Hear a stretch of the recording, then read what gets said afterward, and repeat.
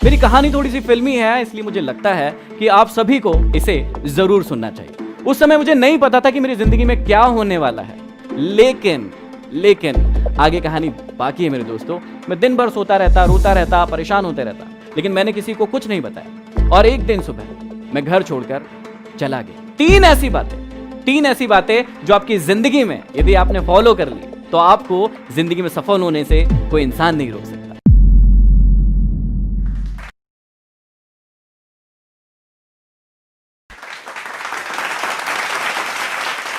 नमस्कार दोस्तों, मेरा नाम है महेंद्र दोगने और आप सभी लोग मुझे एमडी मोटिवेशन के नाम से जानते हैं। मैं रहता हूं मध्य प्रदेश के सबसे छोटे डिस्ट्रिक्ट हरदा में। मेरी कहानी थोड़ी सी फिल्मी है, इसलिए मुझे लगता है कि आप सभी को इसे जरूर सुनना चाहिए। इस कहानी की शुरुआत होती है 7th क्लास से। पढ़ने में बहुत ही गधा, उल्लू का पट्टा, डफर, कुछ भी कह सकते हैं आप। ऐसा था मैं 7th में। जैसे तैसे मैं क्लास पढ़ ही रहा था कि मुझे सप्लीमेंट्री आ गई 7th क्लास में, और उस क्लास को जैसे तैसे मैंने पास किया। आगे मेरी कहानी यहीं रुकने वाली नहीं थी, कहानी की तो अभी सिर्फ शुरुआत हुई थी। मैं आगे 8th क्लास को जैसे तैसे पास करके 9th क्लास में पहुंचा, और उस समय एक्सीलेंस स्कूल की शुरुआत हुई थी। उस स्कूल का नियम था कि जो भी बच्चा यहां पर फेल होगा उसे भगा दिया जाएगा। आप जान के आश्चर्य करेंगे कि उस साल, जिस साल ये स्कूल स्टार्ट हुआ था, उस पूरे स्कूल में एक ही बच्चे को सप्लीमेंट्री आई थी, वो था मैं। और आपको उससे ज्यादा जानकर आश्चर्य होगा कि उस साल उस सप्लीमेंट्री की परीक्षा को भी मैं पास नहीं कर पाया।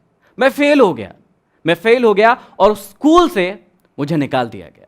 मैं बहुत परेशान हो गया, मैं चिंतित हो गया, क्योंकि लोग मुझे परेशान करने लगे। मेरे फ्रेंड सर्कल मुझे परेशान करने लगे। जब भी मैं रोड पर जाता था वो मुझे गालियां देते थे, कहते थे अरे देखो फेलियर आ गया, ये तो फेल हो गया था। कागज के टुकड़े फाड़ फाड़ कर मुझ पर उड़ाते थे। मैं बहुत दुखी हुआ, बहुत रोया, और मैंने डिसीजन लिया कि मैं आगे पढ़ाई नहीं करूंगा। लेकिन घर वालों ने जैसे तैसे मनाया कि तुझे फिर से पढ़ना पड़ेगा। मैंने कहा नहीं पढ़ूंगा। उन्होंने कहा कि तुझे पढ़ना पड़ेगा और फिर से 9th क्लास पढ़ना पड़ेगा। ये सबसे बड़ा टेंशन था मेरे लिए, क्योंकि वही क्लास फिर से पढ़ना मेरे लिए पॉसिबल नहीं था। जैसे तैसे करके एक गवर्नमेंट स्कूल में मुझे एडमिशन मिला, ये कह के कि भैया इसको एडमिशन क्यों दे रहे हो, ये तो एक्सेलेंस स्कूल से फेल है, इसे एडमिशन दोगे तो और ही हमारी स्कूल का नाम खराब होगा। उसके बाद मुझे जैसे तैसे एडमिशन मिला। मैं स्कूल में गया और मैंने एक चीज़ डिसाइड की कि अब मैं जितनी भी चीज़ें करता हूं लाइफ में, मैं स्पोर्ट्स में बहुत अच्छा था। 1500 मीटर जो रनिंग होती है उसमें मैंने स्टेट खेला हुआ है, जो खो खो होता है उसमें मैंने स्टेट खेला हुआ है, एनसीसी में सीएसएम था, बहुत सारी दूसरी एक्टिविटी में मेरा बहुत मन लगता था, लेकिन सिर्फ एक चीज़ में मन नहीं लगता था, और वो थी मेरी पढ़ाई। लेकिन अब मैंने डिसाइड किया कि यदि अब पढ़ना है तो अच्छे से पढ़ना है। मैंने सारी एक्टिविटीज़ को खत्म कर दिया अपनी ज़िंदगी से, किसी भी एक्टिविटी को अपनी ज़िंदगी में आने नहीं दिया। और उसके बाद क्या हुआ, 9th क्लास में मैंने खूब पढ़ाई की, 10th क्लास में मैंने खूब पढ़ाई की, और मैं बना टॉपर उसी स्कूल का जहां पर मैं फेल होकर गया था। तो जहां पर मैं फेल होकर गया था वहीं से टॉपर बना। ये खबर जो है मेरे छोटे से डिस्ट्रिक्ट में, हरदा में, पूरी जगह फैल गई। और हुआ ये कि मैं 9th से ही इंग्लिश का मुझे बोलने का बड़ा शौक था। मैंने एक इंस्टीट्यूट ज्वाइन किया था जहां पर मैं कॉम्पिटिशन एग्जाम की तैयारी भी करने लगा था। अब उसी समय में ये हुआ था कि एक मेरी लाइफ की बहुत ही मजेदार सी घटना है जिसने शायद मेरी पूरी जिंदगी को बदल कर रख दिया।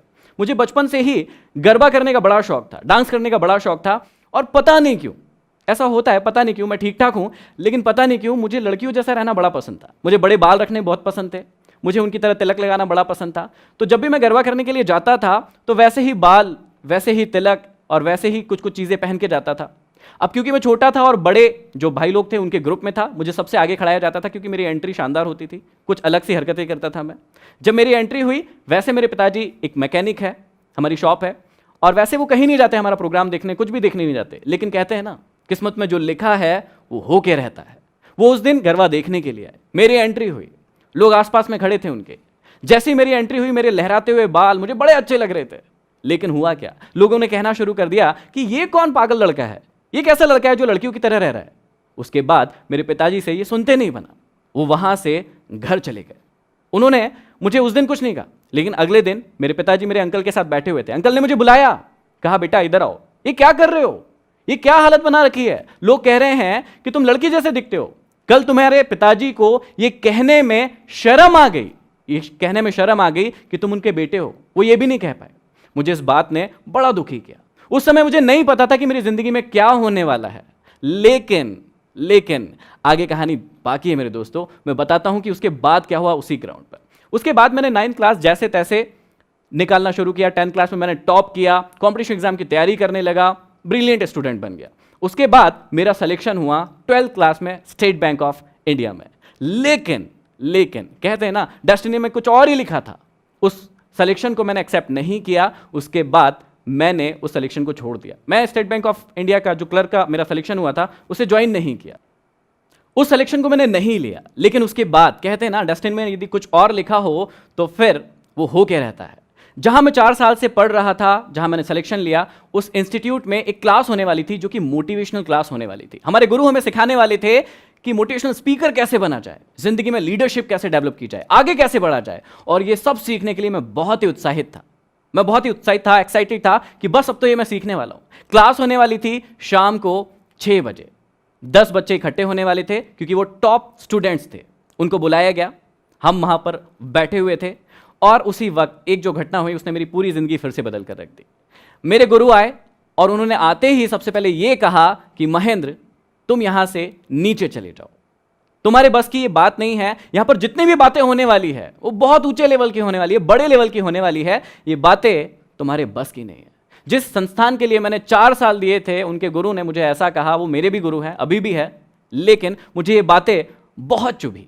मैं उस वक्त उनसे कुछ नहीं कह पाया, लेकिन मैं नीचे गया और खूब रोया, खूब परेशान हुआ कि मुझे ऐसा क्यों कहा गया। उस वक्त ये बात नहीं पता थी कि ये मुझे क्यों कहा गया, लेकिन आज समझ में आता है कि ईश्वर ने सब कुछ तय करके रखा था, इसलिए वो घटना उस दिन हुई थी। उस दिन के बाद मैंने उस संस्थान को छोड़ दिया। मैं आज तक वहां नहीं गया। मैं अपने घर गया, 3-4 दिन घर पर रुका और बहुत रोया गाया, परेशान हुआ। घर वालों को भी चिंता हुई कि इसके साथ ये क्या हुआ है। जो व्यक्ति एक भी दिन ऐसा नहीं हो कि इंस्टीट्यूट नहीं जाए, वो 4 दिन हो गए इंस्टीट्यूट क्यों नहीं जा रहा है। मैं दिन भर सोता रहता, रोता रहता, परेशान होते रहता, लेकिन मैंने किसी को कुछ नहीं बताया।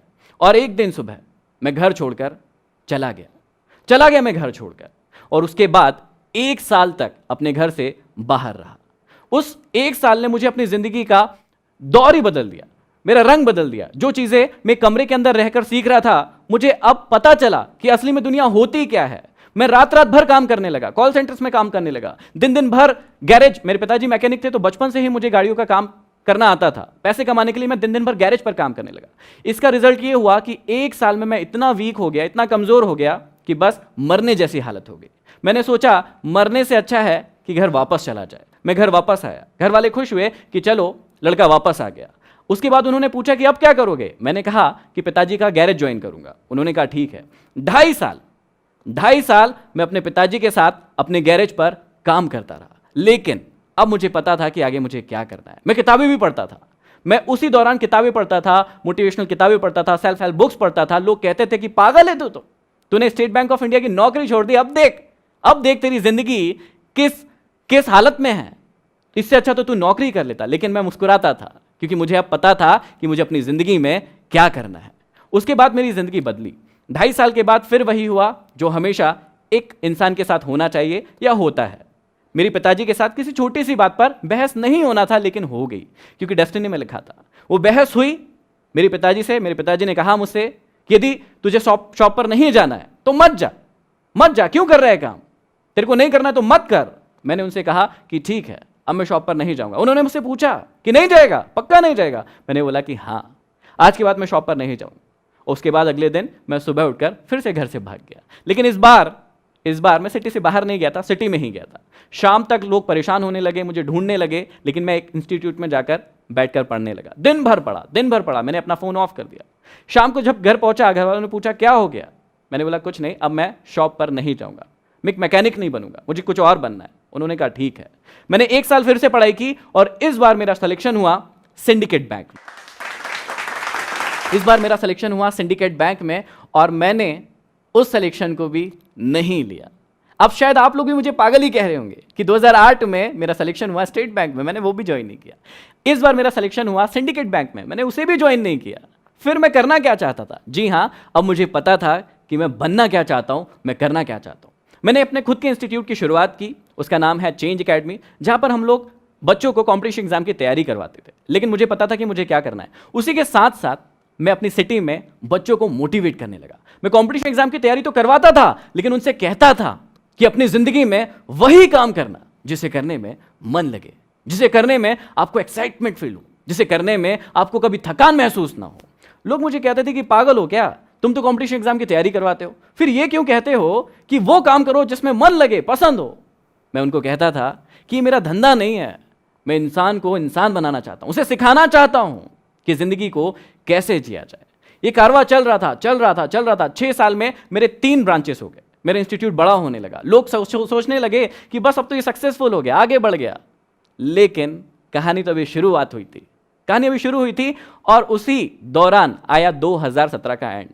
मैं बहुत सारे काम कर रहा था, बहुत सारे टॉक्स ले रहा था, स्पीचेस ले रहा था, लोग मुझे जानने लगे थे, मेरे इंस्टीट्यूट की बहुत सारी ब्रांचेस खुलने लगी थी, जहां पर जिस सिटी में 25 से 30 हजार कमाना भी बहुत बड़ी बात होती है। लोगों को लगता है कि अरे बाप रे 25 से 30 हजार रुपए कमाता है व्यक्ति। वहां उस सिटी में मैं हर महीने 1 लाख रुपए से ज्यादा कमाता था। लेकिन ट्विस्ट यहीं पर है, मैंने उस सारी चीज को दांव पर रखा क्योंकि मुझे अच्छा नहीं लग रहा था। मुझे लग रहा था कि इससे और कुछ बड़ा कर सकता हूं मैं, और कुछ अच्छा कर सकता हूं मैं। और फिर 2017 का एंड आया।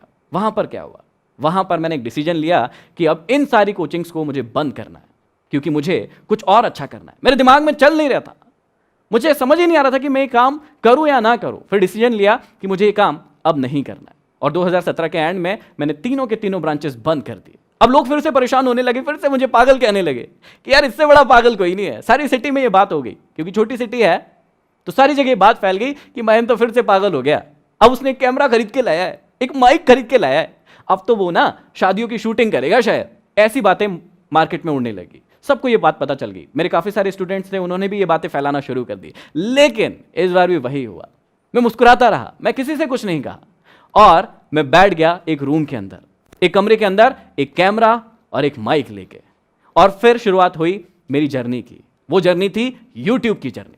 मुझे पता था कि मुझे अब क्या करना है, मैं आगे बढ़ता गया। मैंने 4 महीने वीडियोस बनाना शुरू किए। शुरुआत में ये बहुत कठिन होता है, क्योंकि जब वीडियो डालते हैं तो यदि आप यूट्यूब से हैं तो आपको पता होगा कि व्यूज नहीं मिलते हैं, लाइक्स नहीं मिलते हैं, लोग उसे शेयर नहीं करते हैं, बड़ा दुख होता था। लेकिन मुझे अपने आप पर पूरा विश्वास था, मुझे पता था कि मुझे क्या करना है, मुझे पता था कि मेरी मंजिल कहां है, मुझे अपने आप पर विश्वास था। और इसी प्रकार मैं 4 महीने तक उसको जारी रखता गया।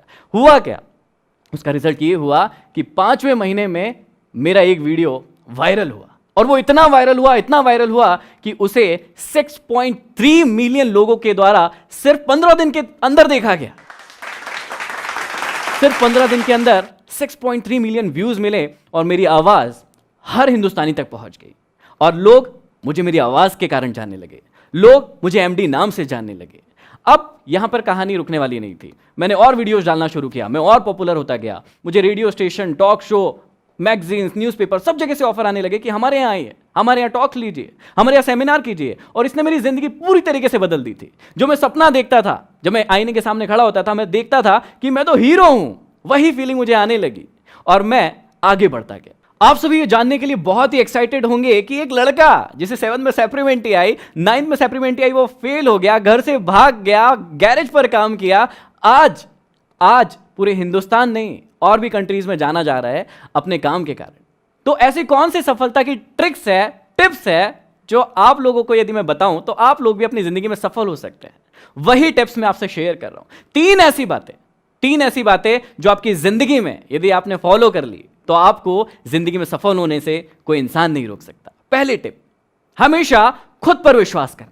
हमेशा याद रखना, खुद पर विश्वास करना, क्योंकि कई बार जिंदगी में ऐसा होता है कि जब हम काम करना शुरू करते हैं, फेल होते हैं, गिर जाते हैं, लेकिन कई लोग वहीं पर पड़े रहते हैं, अपनी जिंदगी में सोचते हैं कि मैं आगे नहीं बढ़ सकता, मैं कुछ नहीं कर सकता। मैं आपको समझाना चाहता हूं, मैं आपको बताना चाहता हूं कि जिंदगी में किसी पर विश्वास करे ना करे, लेकिन सबसे पहले खुद पर विश्वास करें। दूसरी टिप्स जो मैं आपको देना चाहता हूं बहुत ही इंपॉर्टेंट है, अपने आप को कभी भी सस्ते में मत बिकने दीजिए। कई बार ऐसा होता है कि हम अपनी जिंदगी में जब एम बनाने के लिए बैठते हैं तो छोटे छोटे से एम बना लेते हैं, सोचते हैं कि ये भी हम कर पाएंगे या नहीं, खुद पर विश्वास नहीं होता है। दोस्तों, मैं आपको समझाना चाहता हूं कि अपने आप को और अपने सपनों को कभी भी लिमिटेड मत कीजिए, उन्हें बड़ा बनाइए, और अपने आप को कभी भी सस्ते में मत बिकने दीजिए। और तीसरी और सबसे इंपॉर्टेंट चीज, हमेशा याद रखना, बड़ा नौकर बनने से अच्छा है छोटा मालिक बन जाना। हमेशा खुश रहोगे। क्या आपको लगता है कि लाइफ में सक्सेसफुल होने के लिए डेस्टिनी की जरूरत पड़ती है?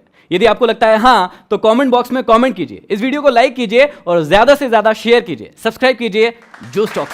2003 में मेरे हस्बैंड एक्सीडेंट एक्सपायर हो गए थे। मैंने कभी अपनी लाइफ में किसी की मौत नहीं देखी थी। वो फर्स्ट मौत थी जो मैंने अपने हस्बैंड की देखी थी। एक्सीडेंट्स में सारे मेरा डैमेज हो गया शरीर, सिर्फ एक सांस थी जो धड़क रही थी। पैसों की दिक्कत इतनी बढ़ गई थी कि मैं बता नहीं सकती आप लोगों को कि एक एक रुपए के लिए हम मोहताज हैं। आप टैक्सी चलाओ या हवाई जहाज चलाओ, मुझे मेरी मम्मी चाहिए, मुझे कोई नहीं फ़र्क पड़ता। मेरी मम्मी में वो हिम्मत है जो कर सकती है।